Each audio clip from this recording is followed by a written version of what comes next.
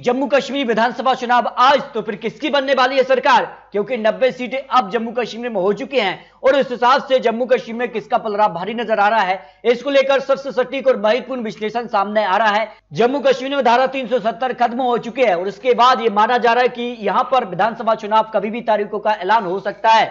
तो जम्मू कश्मीर विधानसभा चुनाव का ओपिनियन पोल क्या कहता है, क्योंकि काफी कुछ हलचल हुई है, नए वोटर्स भी जुड़े हैं, यहां पर राजनीति में बड़ा उलटफेर भी देखने को मिला है। कांग्रेस ने अपने अध्यक्ष बदल दिए हैं और राहुल गांधी की सदस्यता रद्द हो चुकी है। इसके अलावा 7 सीटें और यहां पर जम्मू कश्मीर में बढ़ चुकी हैं। तो जम्मू कश्मीर को लेकर क्या महत्वपूर्ण आंकड़ा बन सकता है, इस बार किस कार के गठबंधन होंगे, क्या गुपकार गठबंधन एक बार फिर से यहां पर जो है चुनावी मैदान में होगा, क्योंकि जिस कार की बड़ी खबर है कि अब विपक्ष एक साथ आने की संभावनाएं लगाई जा रही हैं, लेकिन किसके दावे में कितना दम है, इस पर कुछ महत्वपूर्ण आंकड़े भी सामने आ चुके हैं। आखिर 2014 के बाद यह पहला चुनाव होगा कि जम्मू कश्मीर में चुनाव होते हैं, जहां 2014 में यहां पर पीडीपी पार्टी ने 28 सीटें, भारतीय जनता पार्टी ने 25 सीटों पर जीत हासिल की थी, जबकि अगर बात की जाए नेशनल कॉन्फ्रेंस ने 15 सीटें, कांग्रेस ने 12 सीटें हासिल की थी। लेकिन कांग्रेस को बड़ा झटका गुलाम नबी आजाद के रूप में लग चुका है, वो अलग से पार्टी बनाकर चुनावी मैदान में 2023 में उतर सकते हैं।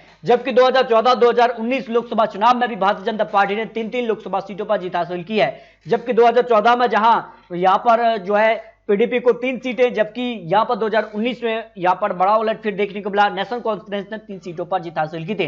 तो परिसीमन के बाद यहां पर पहला चुनाव होगा, लेकिन इससे पहले जो डीडीसी चुनाव भी रहे थे उसके नतीजे बीजेपी पक्ष में रखे थे, जिसमें भारतीय जनता पार्टी ने 70 सीटें, जबकि महागठबंधन जो गुपकार गठबंधन बना था उसको 97 सीटों पर जीत मिली थी, कांग्रेस 22 सीटें और यहां पर निर्दलीय ने 44 सीटों पर जीत हासिल की थी। जो डीडीसी चुनाव रहे थे उसके नतीजे काफी चौंकाने वाले रहे थे, भारतीय जनता पार्टी के पक्ष में आंकड़े लिखे थे। ऐसे में परिसीमन और काफी हलचल के बीच अब 90 सीटों को क्या ओपिनियन पोल कहता है। 90 सीटों में अगर बात की जाए, जम्मू की 11 सीटें आती हैं और यहां पर बीजेपी को 6 सीट, 1 सीट कांग्रेस के पक्ष में, 1 सीट पीडीपी और 1 सीट डीएपी यहां पर नेशनल कॉन्फ्रेंस के पक्ष में जा सकती है। डोडा की 2 सीटों में से 1 सीट बीजेपी और 1 सीट यहां पर पीडीपी के पक्ष में जाने की संभावना दिखाई दे रही है।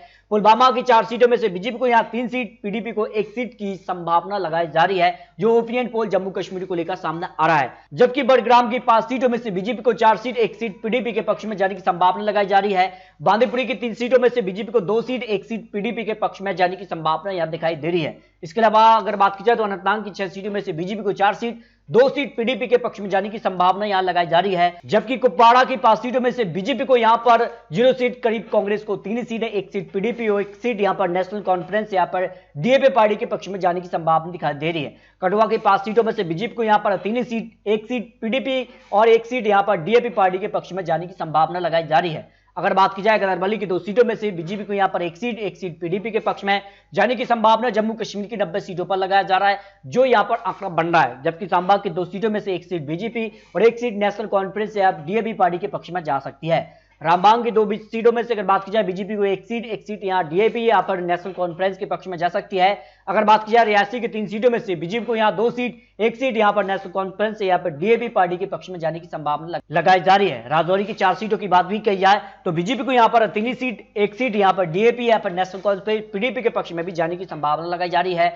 लेह की 2 सीटों में बात की जाए तो 1 सीट डीएपी पार्टी, 1 सीट यहां पर कांग्रेस के पक्ष में जाने की संभावना है। यहां पर पीडीपी और यहां पर कह सकते हैं अगर गठबंधन नहीं होता है तो फिर कहीं ना कहीं बड़ा उलटफेर भी हो सकता है। गठबंधन होता है तो फिर ये सीटें कहीं ना कहीं कांग्रेस, डीएपी और यहां पर नेशनल कॉन्फ्रेंस यानी एक महागठबंधन की तरफ जा सकती हैं। श्रीनगर की 8 सीटों में से बीजेपी यहां पर सबसे ज्यादा 6 सीटों की संभावना लगाई जा रही है, 1 सीट पीडीपी और 1 सीट यहां पर नेशनल कॉन्फ्रेंस यहां पर डीएपी पार्टी के पक्ष में जा सकती है। इसके अलावा अगर बात की जाए शोपिया की 2 सीटों में से 1 सीट बीजेपी और 1 सीट यहां पर गठबंधन के तौर पर डीएपी पार्टी के पक्ष में जा सकती है। इसके अलावा ओपिनियन पोल के आंकड़े भी बीजेपी के पक्ष में दिखाई दे रहे हैं, जहां बीजेपी को 51 सीटें मिल सकती है, कांग्रेस को 6 सीटें, पीडीपी को 19 सीटें, DAP party plus national conference को 11 सीटें मिल सकती हैं। इस हिसाब से भारतीय जनता पार्टी पूर्ण बहुमत से आज चुनाव जम्मू कश्मीर में 90 सीटों पर, तो फिर बीजेपी को 50 से ज्यादा सीटें मिल सकती हैं। इस हिसाब से बीजेपी को यहां पर पूर्ण बहुमत यानी आंकड़ा मिल सकता है, जो अनुमान 90 सीटों को लेकर लगाया जा रहा है।